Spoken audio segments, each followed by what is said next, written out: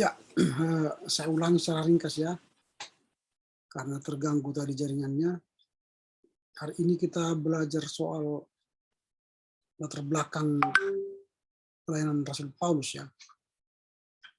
Dari kehidupannya sesudah bertobat, lalu dia melakukan perjalanan misi pertama, dia melakukan misi perjalanan yang kedua, dia melakukan perjalanan misi yang ketiga. Lalu setelah itu kita akan membahas soal surat-surat kiriman Paulus. Nah, sebelum kita membahas surat-surat kiriman Paulus, kita akan membahas soal kisah para rasul. Nah, posisinya bagaimana? Kitab para rasul itu merupakan jembatan antara kitab Injil dan surat kiriman Paulus. Jembatan maksudnya setelah Matius, Markus, Lukas, Yohanes, kisah para rasul itu kan menjadi di tengah dengan Roma, Galatia, Efesus, dan sebagainya. Jadi kisah para rasul itu menjadi penghubung antara kitab Injil dan surat-surat kiriman Paulus. Mengapa disebut sebagai jembatan? Karena untuk kitab-kitab Injil, dia menjadi jembatan antara pelayanan yang dilakukan oleh Tuhan Yesus dan penggenapan nubuat Yesus tentang akan didirikannya gereja. Nah, Yesus pernah berkata, saya akan mendirikan gereja di atas batu dunia. Nah, itu nubuatan Yesus di Perjanjian Baru. Dan itu ditulis oleh kisah para rasul.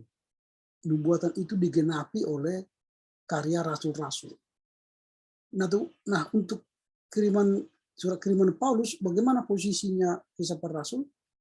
Nah, surat kiriman Paulus itu latar belakangnya semuanya berasal dari surat Injil, dari Injil. Jadi surat kiriman Paulus itu menjadi jembatan dalam memberi latar belakang surat-surat kiriman. Jadi Injil itu menjadi latar belakang daripada surat-surat Paulus. Di semua surat-surat yang ditulis Paulus itu bersumber dari Injil. Artinya dia berlatar belakang dari Injil. Nah, sehingga kisah para rasul itu menjadi jembatan untuk surat kiriman. Mengapa? Dari semua surat-surat kiriman Paulus itu, dia selalu membuat latar belakangnya Injil-Injil.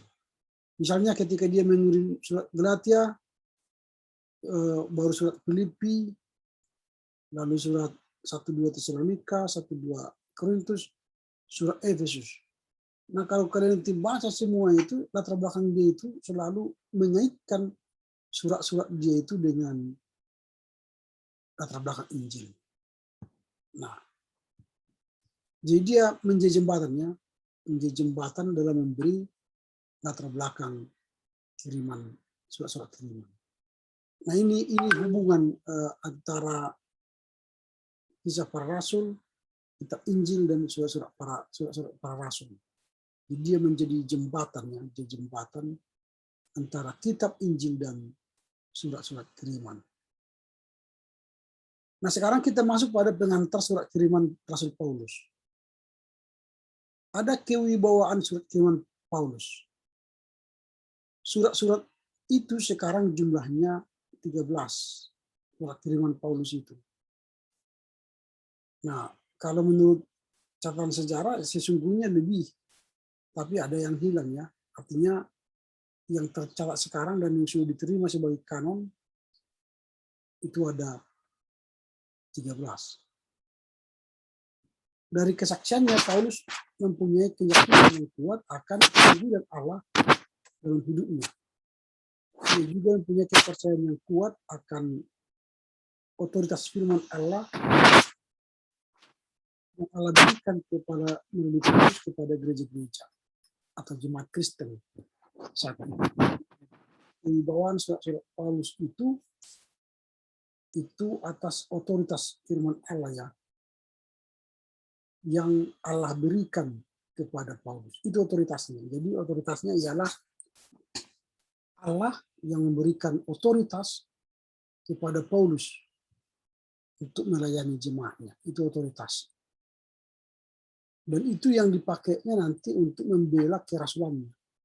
Ketika orang Yahudi mengkritisi soal kerasulannya, dia mengatakan Allah sendiri yang memberikan saya otoritas untuk menjadi pelayannya. Nah, kira-kira begitu. Jadi bukan otoritas orang lain. Karena dalam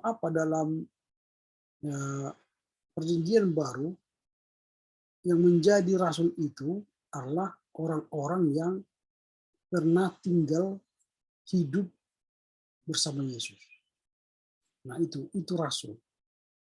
Nah, sementara Paulus itu kan tidak pernah hidup bersama Yesus. Jadi orang tidak percaya pada kerasulan Yesus karena dia tidak pernah hidup bersama Yesus yang hidup itu ya. Tetapi Paulus mengatakan saya pernah bertemu dengan Yesus yang bangkit. Jadi itu teologinya di situ. Paulus itu bertemu dengan Yesus yang bangkit, bukan Yesus yang hidup. Nah, sebenarnya rasul itu harus bertemu dengan Yesus yang hidup. Ya, dari tahun 0 sampai tahun 33 itu. Paulus tidak bertemu dengan Yesus. Tapi dia bertemu dengan Yesus yang bangkit. Dan dengan pertemuan Paulus dengan Yesus yang bangkit itulah dia mengklaim dirinya sebagai rasul. Nah, jadi otoritas kerasulannya ialah dari firman Allah. Perjumpaannya dengan Yesus yang bangkit. Nah, dia buta 3 hari 3 malam, lalu setelah itu dia mendapatkan kekuatan baru setelah dia berjumpa dengan Yesus yang bangkit itu. Jadi makanya teologi Paulus nanti selalu berbicara soal soal Yesus yang bangkit. Jadi itu otoritasnya. Nah, kemudian motif dari surat-surat Paulus itu ialah jangkauan daerah pelayanan luas tidak memungkinkan Paulus mengunjungi mereka satu persatu. Tetapi jemaat masih muda itu perlu dinasihati, didorong, dihibur, dan dikuatkan. Ditambah lagi saat itu jemaat ini belum mempunyai salinan kitab-kitab perjanjian lama. Dia masih menggunakan tradisi lisan. Oleh karena itu surat menjadi alat yang sangat penting bagi Paulus untuk berkomunikasi. Jadi itu motifnya. Motifnya ialah untuk menguatkan iman jemaat supaya mereka tetap memiliki iman yang kuat karena salinan-salinan perjanjian lama waktu itu belum ada, karena mereka masih mendengar tradisi lisan untuk soal agama, maka dia perlu merasa mengirim surat supaya iman mereka tetap bertumbuh. Nah, ini catatan jumlah perjalanan yang Paulus tempuh dalam kilometer adalah 7.800 kilometer darat ya. Harus ditempuh dengan jalan kaki. Wah, ini kira apa namanya? Udah luar biasa.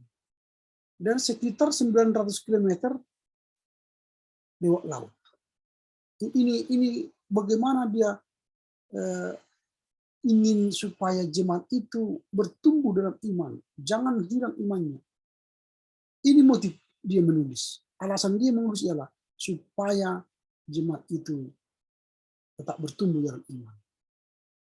Contoh misalnya dari Korintus ke Athena dibutuhkan 3 hari perjalanan kaki. Nah, dari Tesalonika dibutuhkan 13 hari perjalanan kaki. Dari Efesus ke Troas dibutuhkan 10 hari perjalanan kaki. Nah, itu jadi jauh.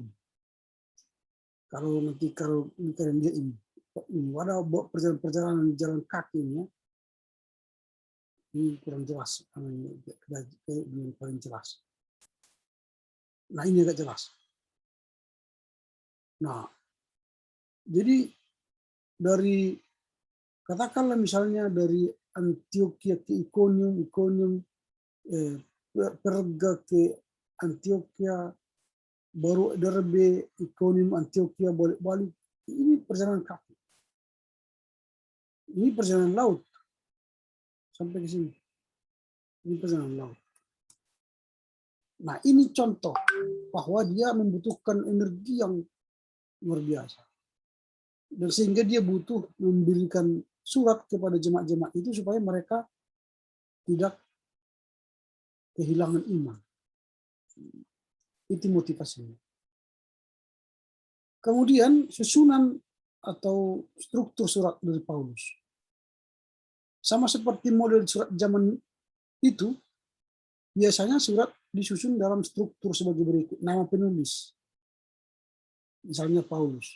Nama penerima kepada jemaat Allah di salam pembuka, kasih karunia dan dalam sejahtera dari. Doa harapan dan ucapan syukur. Aku mengucap syukur kepada Allah. Isi surat, tubuh surat, salam penutup, perpisahan. Nah, ini sebenarnya struktur dari surat-surat Paulus. Nah, kalau kalian baca nanti misalnya surat-surat Paulus, kita lihatlah contoh, kalau kalian buka Alkitab kalian ya, misalnya kita buka dulu Efesus, ini Efesus 1 ayat 1. Selalu dikatakan dari Paulus, Rasul Kristus Yesus, oleh kehendak Allah kepada orang-orang kudus di Efesus. Jadi dari Paulus kepada orang-orang kudus di Efesus, baru dia buat lagi kasih karunia dan damai sejahtera Allah Bapa kita dan dari Tuhan Yesus Kristus menyertai kamu. Baru masuk isi kan, setelah damai sejahtera baru doa dan harapan. Inilah isi dari surat ini. Kekayaan orang-orang yang terpilih. Nanti pada akhir suratnya dia akan membuat ucapan syukur dan salam penutup. Ini kan dua pengertian tentang kemuliaan Kristus. Nah, baru sampai pasal terakhir Efesus ini, pasti nanti akan ada salam penutup. Nah, di Efesus 6 misalnya, ini terakhir. Kami baru pemberitahuan salam. Jadi di Efesus 6 itu, ayat 21, dia sudah menutup dengan salam. Damai sejahtera dan kasih dengan iman dari Allah, Bapa dan Tuhan Yesus Kristus menyertai sekalian saudara. Atau kasih karunia menyertai semua orang yang mengasihi Tuhan kita Yesus Kristus dengan kasih yang tidak binasa. Nah, itu struktur dari surat-surat Paulus. Nah, kalau kita sudah tahu strukturnya dari nama dia, Paulus, ada nama, ada pengarang ya, kemudian salam pembuka, kasih karunia, baru doa harapan, baru isi, baru salam penutup. Itu gaya strukturnya. Kemudian ada gaya bahasa Paulus. Dikenal gaya pikiran dalam surat Paulus melompat-lompat. Sintaksnya patah-patah. Selain itu juga sulit dimengerti karena syarat dengan konsep-konsep dengan bahasa filsafat. Ini gaya bahasa Paulus. Jadi dia terputus-putus dalam menyampaikan pesan. Dan kadang-kadang tidak nyambung lagi ke pesan yang berikutnya. Baru sulit dimengerti kata-kata Paulus ini. Sehingga orang yang hanya belajar filsafat yang agak mudah mengerti. Nah, karena semua bahasanya penuh dengan bahasa-bahasa filsafat. Itu gayanya. Jadi kalau ada surat-surat yang mudah dibaca dan tidak penuh dengan filsafat, berarti itu bukan lagi Paulus asli. Walaupun disebut dengan surat Paulus. Makanya nanti ada disebut dengan proto-Paulin, itu surat gaya dan penulisan Paulus yang asli. Ada Deutero-Paulin, atau surat-surat Paulus yang bukan dia sebenarnya menulis lagi. Tapi orang lain menulis, tapi supaya diterima surat itu sebagai pengajaran iman, dibuatlah nama Paulus. Tapi sejatinya dia bukan lagi menulis itu. Nah, hanya numpang nama supaya supaya surat itu terkenal. Nah, kira-kira begitu ya. Kemudian pemahaman kontekstual. Untuk memahami surat-surat kiriman Paulus perlu dipelajari hal-hal sebagai berikut.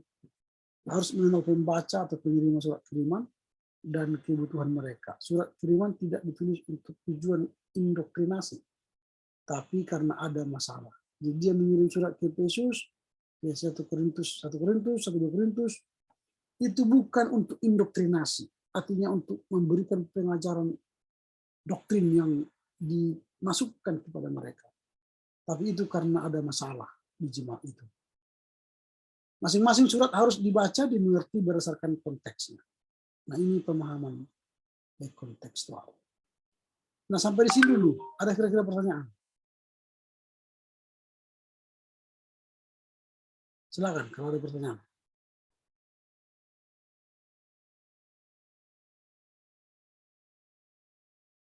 Tidak ada? Sudah mengerti semua? Jadi kehidupannya latar belakang Paulus itu mulai. Pak, mau bertanya, Pak. Silakan. Yang surat apa? Surat Paulus yang maksud dari surat kiriman itu, Pak. Surat kiriman kayak mana maksudnya gitu, Pak?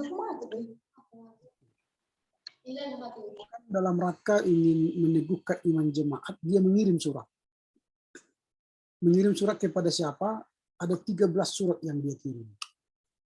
Nah, surat-surat apa yang dia kirim itu, nanti kalau kalian buka Alkitab kalian, kan di situ akan kalian lihat nanti ada surat kirim mulai dari Roma. Roma dia mengirim surat. Roma, 1-2 Korintus, Galatia, Efesus, Filipi, Kolose, 1-2 Tesalonika, 1-2 Timotius.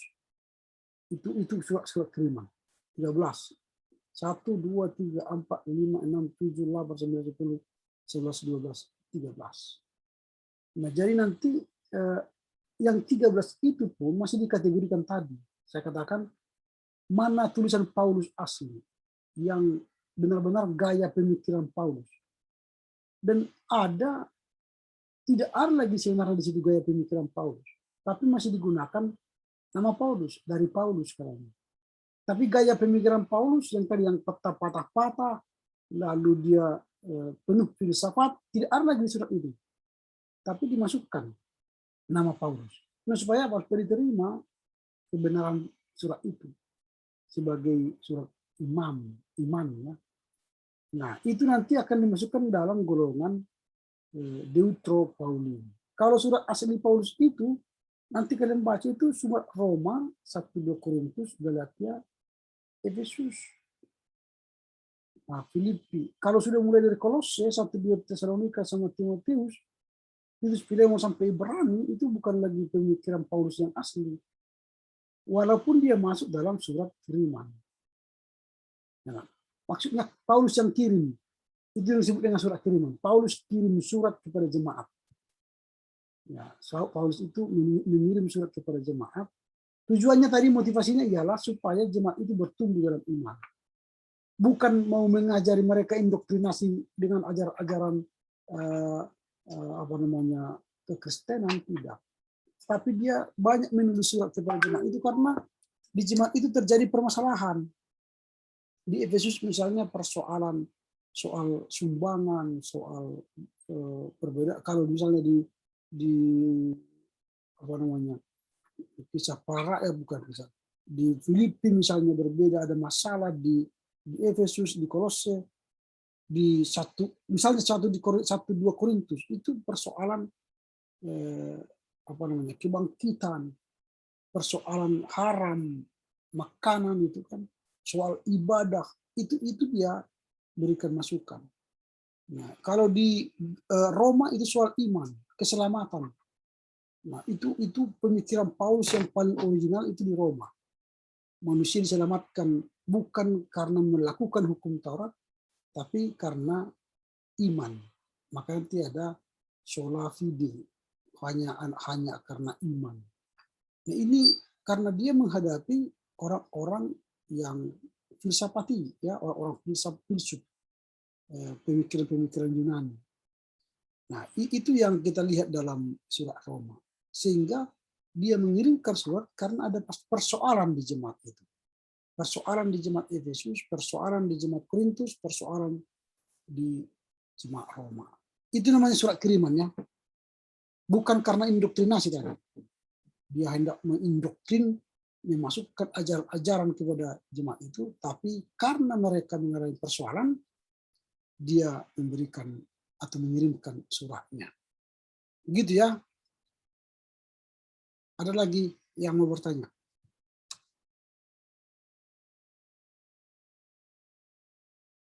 Tidak lagi, kita teruskan saja kalau tidak ada. Misalnya kita masuk pada panggilan Paulus untuk menginjili orang-orang non-Yahudi. Kalau tadi dia melakukan penginjilan pertama, kedua, ketiga itu lebih fokus pada penginjilan kepada orang-orang Yahudi. Nah sekarang dia fokus pada penginjilan orang-orang non-Yahudi. Dari hasil pelayanan Paulus di berbagai tempat terlihat bahwa Tuhan juga berkenan memanggil orang-orang bukan Yahudi. Artinya kafir ya, di luar Yahudi itu kafir mereka katakan dulu. Untuk masuk dalam persekutuan dengan Kristus. Dan dengan penerimaan itu adalah tanpa syarat. Artinya tanpa harus membuat mereka menjadi orang Yahudi. Atau dengan mengikuti tradisi Yahudi. Misalnya sunat. Nah, Paulus dengan berani memberikan dasar firman Tuhan agar orang-orang Kristen, baik Yahudi dan non-Yahudi, memahami pengajaran Alkitabiah dengan benar. Bahwa keselamatan adalah semata-mata karena anugerah melalui iman, bukan perbuatan. Nah, jadi ini ajaran Paulus, khususnya itu di kitab Roma, dia mengajarkan itu bahwa manusia itu selamat bukan karena melakukan hukum Taurat, tapi dia diselamatkan karena iman. Nah, jadi orang-orang non-Yahudi ini kalau mereka menjadi Kristen tidak harus seperti orang Yahudi atau dijahudikan. Tidak. Tetapi mereka tetap seperti bagaimana adanya dengan dia, tetapi dia menerima Kristus. Nah, makanya mereka tidak perlu sunat. Nah, bagi Paulus itu yang perlu disunat itu hati, bukan fisik. Jadi kalau fisik itu disunat, itu belum tentu merubah karakter kita. Tetapi kalau hati kita disunat, pikiran kita disunat, itu akan merubah karakter kita. Nah ini contoh, jadi pertobatan itu tidak harus ditunjukkan dengan fisik atau secara fisik. Tapi pertobatan itu harus ditunjukkan secara iman, secara rohani. Nah ini penginjilan Paulus untuk orang-orang non-Yahudi. Sehingga banyak orang-orang Yunani yang menerima Kristus, orang-orang yang sama sekali berlawanan dengan orang Yahudi, yang bukan Yahudi, pun akhirnya menerima Kristus. Nah kemudian apa strategi Paulus mengabarkan Injil? Kalau dia sudah tadi melakukan penginjilan misi 1, 2, 3, lalu membuka pelayanan kepada orang non-Yahudi, sekarang strategi apa yang dilakukan Paulus dalam menginjil? Nah, Paulus adalah contoh seorang misionaris yang berhasil sepanjang sejarah Kristen. Belum ada sebanding dia, belum ada yang melakukan penginjilan sehebat Paulus. Hasil pelayanan pribadinya, hasil pelayanannya meliputi seluruh wilayah Laut Tengah. Ini 3 benua ini. Nah, hampir seluruh wilayah Laut Tengah itu meliputi 3 benua. Apa yang menjadi rahasia keberhasilan Paulus dalam melayani? Yang pada waktu itu pada pemberitaan yang disertai dengan kuasa Roh Kudus. Ini yang membuat dia berhasil. Dia dalam pemberitaannya disertai dengan kuasa Roh Kudus. Bukan kuasa manusia, tapi kuasa yang datang dari atas. Nah sekarang kan kalau kalian lihat gereja-gereja, kalau ada misalnya KKR, hadirlah KKR kesembuhan oleh pendeta X misalnya. Jadi yang terkenal bukan Yesus lagi kan, tapi yang menyembuhkan pendeta X. Jadi tidak pernah lagi dikatakan hadirlah beramai-ramai KKR kesembuhan yang dipimpin oleh Yesus. Kan nggak bisa lagi. Tapi yang menyembuhkan itu sudah pendeta X. Jadi Yesusnya di mana? Ya nggak tahu lagi.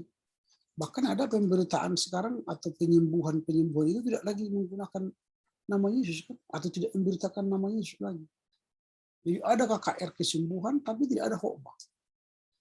Padahal di Alkitab kesembuhan itu terjadi ketika ada pengajaran. Yesus datang ke sebuah tempat kan mengajar dia. Setelah mengajar, lalu ada orang yang sakit disembuhkan. Jadi kesembuhan itu adalah akibat adanya pengajaran. Tapi sekarang datang ke ibadah kesembuhan, tidak ada firman diberitakan. Langsung bla bla bla bla, berdua, semua ada yang berjatuhan, ada yang sembuh, dan sebagainya. Apalagi yang fenomenal sekarang, Pendeta Simon ya. Kalian sudah pernah tonton Pendeta Simon? Itu yang fenomenal sekarang. Jadi bagaimana Pendeta Simon itu menyembuhkan. Ya, luar biasa sekarang apanya ini. Dia tinggal di Kalimantan. Kalau kalian melihat cara dia menyembuhkan, apa kita terkejut kok bisa seperti itu ya. Nah, misalnya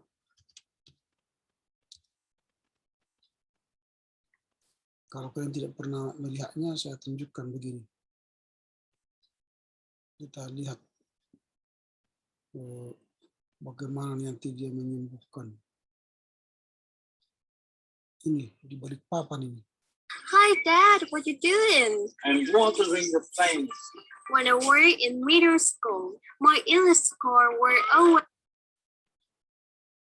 Silakan bubar karena pastor sudah tidak ada tenaga lagi untuk memberikan pengobatan. Untuk itu kami harapkan Bapak Ibu sekalian para pasien untuk segera meninggalkan tempat pengobatan. Terima kasih.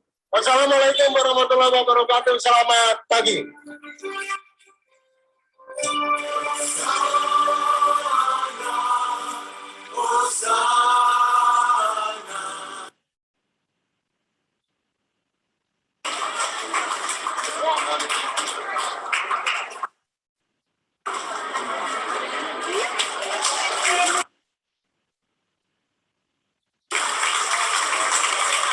Ini dia, ini sini. Ini.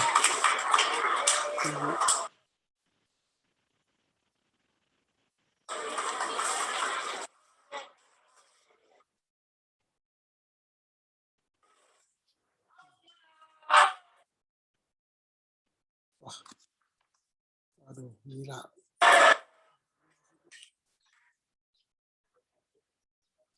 Diberkatilah tubuh Bapak Ibu sekalian. Diberkatilah kesehatanmu. Pastor Andy bukan penyembuh. Saya hanyalah manusia biasa yang berperibuan menolong, mendoakan Bapak Ibu. Kiranya kesembuhan yang datang dari Tuhan Yesus yang melawat tubuh Anda. Dia bukan ada yang kesembuhan, tetapi dia melepaskan engkau dari alam maut. Dia memberikan pengampunan, dan dia memberikan hidup yang baru. Di sini kan tidak ada lagi ada Alkitab ya. Dia tidak mengajar dengan Alkitab kan. Dia hanya mengucapkan kata-kata dekat. Di sini tidak pernah mengulas firman Tuhan. Mengajarkan teks saja. Lalu setelah itu dia akan menyembuhkan. Nah, segera kita akan lihat dia menyembuhkan. Menjam Bapak Ibu sekalian, tolong demi tertibnya, karena kondisi yang kata orang pastor ini ada di situasi buah si malakama.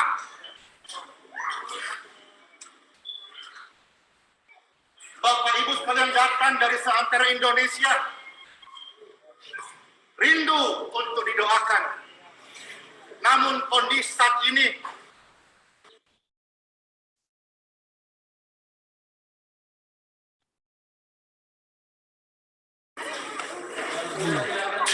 Iya, dari gitu aja.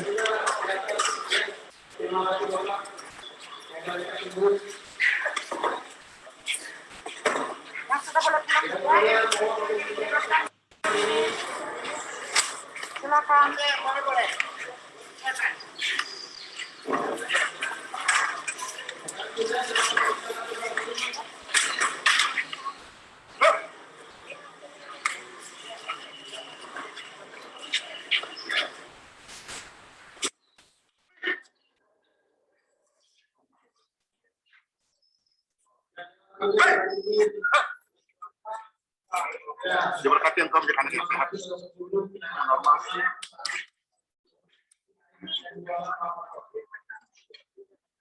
Halo.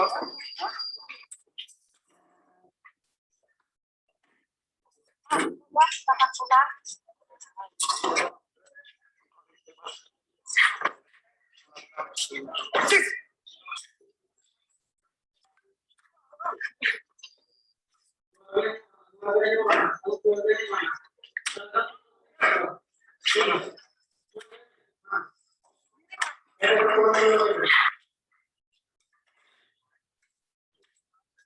Itulah contoh bagaimana Pastor Simon itu memberi kesembuhan bukan lagi dalam rangka memberitakan firman.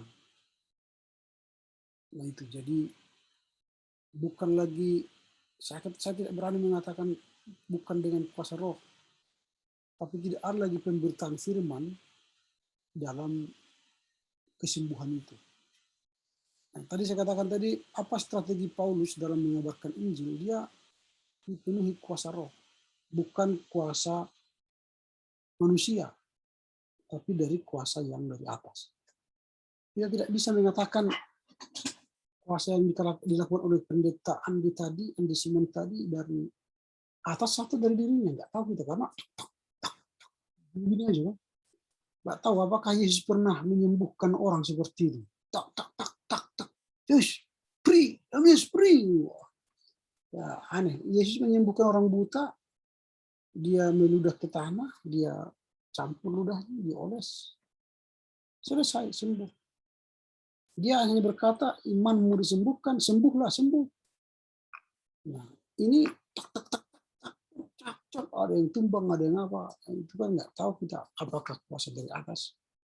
Ya, tapi terserah mereka lah. Tapi itu tadi, dia memberitakan firman tidak ada lagi ya. Tidak baca teks, tidak menjelaskan teks, nggak ada lagi. Lalu langsung penyembuhan.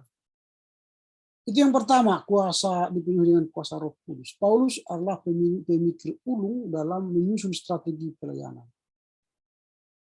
Ya, ketika ketidaktergantungan pada fasilitas. Jadi Paulus itu tidak tergantung fasilitas. Apa adanya dia melayani. Tidak harus ada gereja, tidak harus ada rumah, tidak harus ada makanan, tidak harus ada pakaian. Tidak, dia terus melayani. Itu strateginya. Jadi pemikiran-pemikiran pelayanan Paulus itu memang bisa sekarang bertolak belakang dengan kita. Kalau sekarang disuruh pendeta melayani ke sebuah daerah penginjilan, yang dia tanyakan ada rumahnya kah? Ada kendaraan kah? Ada listrik kah? Ada sinyal kah? Kan itu kan. Yang ditanya sinyal, bagaimana jalan ke sana, aspal atau berbatu-batu, ada rumah. Nah, itu pertanyaan-pertanyaannya. Karena Paulus tidak pernah berpikir soal fasilitas. Itu. Kemudian kemampuan berkomunikasi. Nah, Paulus ini memiliki kemampuan berkomunikasi yang baik. Dengan siapapun dia bisa melayani. Baik itu pemimpin agama, politikus, orang baik, di pasar atau di istana pun harus dilayani ya. Nah, karena Paulus juga kan orang brilian itu. Dalam ahli Yahudi, dia sebenarnya sudah maha guru dia. Artinya istilah sekarang itu kan sudah profesor ya. Tapi dia menjadi pengikut Yesus. Dan kemampuan berkomunikasi dia bagus. Nah ini strategi pelayanannya. Dia harus mampu memiliki ilmu komunikasi yang baik. Jadi pendeta pun harus, atau guru pun harus bisa menjadi komunikator ya, komunikator yang baik. Bagaimana kita mendelivery pesan pengajaran kita kepada naradidik. Jadi kalau misalnya kita sebagai guru tidak bisa mendelivery, menyampaikan pesan kita kepada anak didik, nah kita pun nanti tidak akan bisa menjadi pembawa berita ya, pembawa berita kepada mereka. Ada banyak orang pandai ngomong tapi tidak pandai nulis. Ada orang pandai nulis tapi tidak pandai ngomong. Nah, itu seharusnya kita pandai ngomong tapi pandai nulis juga. Itu soal komunikasi, itu strategi pemikiran Uru dari Paulus. Kemudian kemampuan intelektual. Paulus itu cerdas. Ya, cerdas, rajin belajar. Nah, itu rajin belajar. Segala macam topik pembicaraan Paulus selalu kuasai. Jadi memang guru yang baik itu ialah guru yang penuh dengan ilmu, ya, penuh dengan pengalaman. Selain ilmu tentu pengalaman. Baru rajin belajar. Dia tidak puas dengan apa yang materi ajar yang dia baca, tapi dia juga belajar dan belajar terus. Makanya proses pembelajaran itu sekarang ya, dulu kan guru yang mencatat, menyampaikan, mahasiswa mencatat atau murid mencatat. Sekarang nggak lagi, harus ada feedback, timbal balik dalam model pembelajaran. Kemudian tahan menderita dan tidak mudah putus asa. Nah, ini Paulus. Tahan menderita dan tidak mudah putus asa. Kalau di daerah itu misalnya muridnya hanya 3, lalu menuju SD itu pun harus jalan kaki, tidak bisa masuk sepeda motor. Nggak mau aku mengajar di sana. Jauh pun jalan kaki, muridnya pun 3, kira-kira gitu ya. Nah, jadi jangan nanti hanya mengajar kepada sekolah yang sudah mapan, sekolah the have ya, orang-orang kaya misalnya.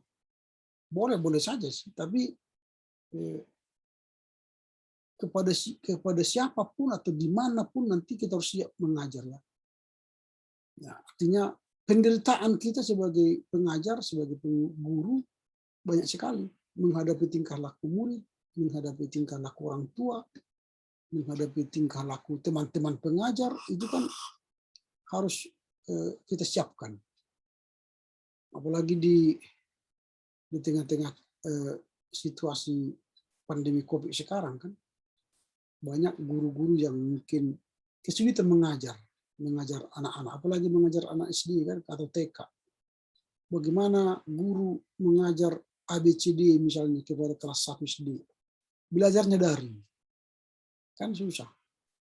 Akhirnya orang tuanya lah yang mengajarnya. Orang tuanya pun sudah susah mengajarkannya. Nah, ini persoalan sekarang di masa daring ini. Guru-guru harus tahan menderita. Dan mungkin tahan dicaci, ya, dicaci murid lah.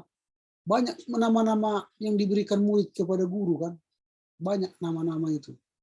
Kalau gurunya misalnya suka marah, itu guru pemarah. Kalau gurunya pelit memberikan nilai, itu guru killer.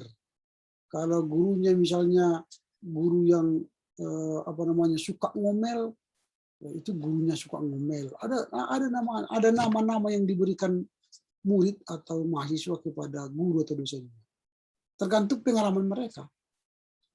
Itu tergantung pengalaman mereka. Kan murid itu memberikan nama atau gelar atau caciannya, cacian kepada guru, itu harus diterima.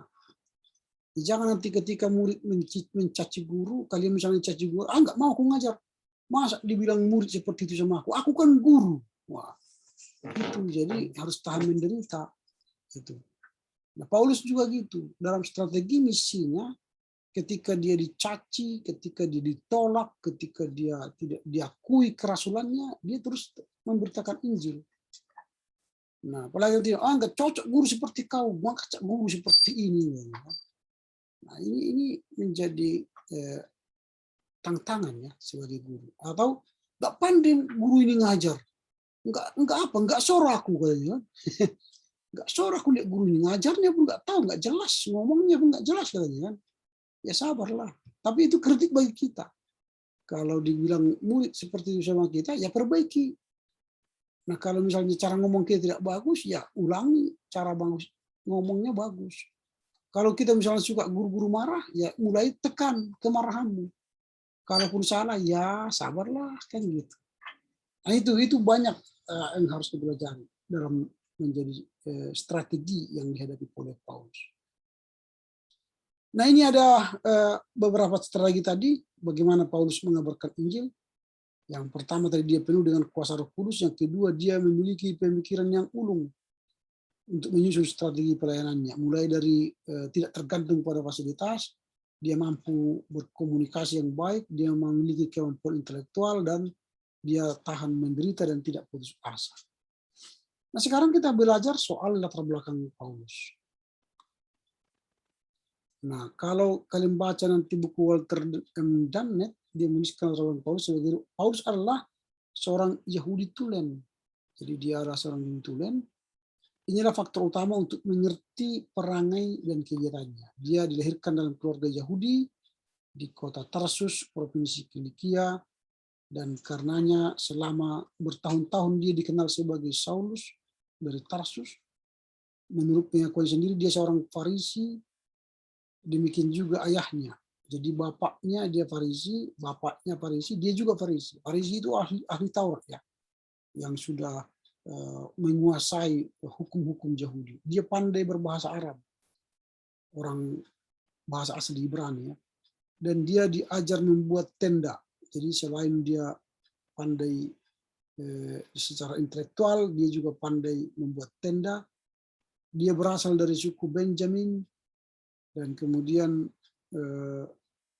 Paulus menyatakan semangatnya besar dalam semua usahanya, terutama sekali dalam penganiayaan. Dulu dia penganiaya terhadap orang Kristen, dan kemudian dia memulai pertobatan, atau dia mengalami pertobatan pada masa perjalanannya menuju Damsyik. Dan guru yang terkenal sama dia yang dia suka ialah Rabbi Gamaliel I. Itu guru dia, itu guru pada sekolah Hillel. Kemudian dari kata-katanya sendiri di surat Galatia, kita tahu bahwa Saulus jauh lebih maju. Jadi jauh lebih maju dari banyak temannya. Dia artinya dia orang cerdas tadi. Dia sangat rajin memelihara adat istiadat nenek moyang. Kemudian permulaan usaha Paulus untuk membasmi gereja bertepatan dengan pembunuhan Stefanus. Dia artinya terlibat dalam proses pembunuhan Stefanus itu ya. Kemudian dia tidak saja menganiaya laki-laki dan perempuan di Yerusalem, tapi dengan surat kuasa imam besar Yusuf Kayafas, dia pergi ke kota-kota untuk melaksanakan tugasnya. Baru perjalanan dinas seperti itulah ketika dia pergi dari Tarsus menuju Yerusalem waktu itu, dia berjumpa Yesus dan akhirnya dia bertobat. Dan perjumpaannya itulah yang disebut dengan perjumpaan dengan Yesus yang bangkit, bukan dengan Yesus yang hidup ya. Karena dengan Yesus yang hidup dia tidak pernah bertemu, tapi dia bertemu dengan Yesus yang bangkit. Dan Yesus yang bangkit itulah membuat dia bertobat. Nah, latar belakang teologinya, ya tadi saya ulangi, dia seorang Farisi tulen. Paulus mengadopsi cara berpikir Yunani, dan ketika dia berpikir secara Yunani waktu itu bapaknya dia marah, bapaknya si Paulus ini, karena dilarang berpikir secara Yunani, harus berpikir secara Ibrani. Nah inilah dulu bagian yang pertama dari perkuliahan kita. Ada kira-kira pertanyaan sampai di sini? Silakan kalau ada pertanyaan.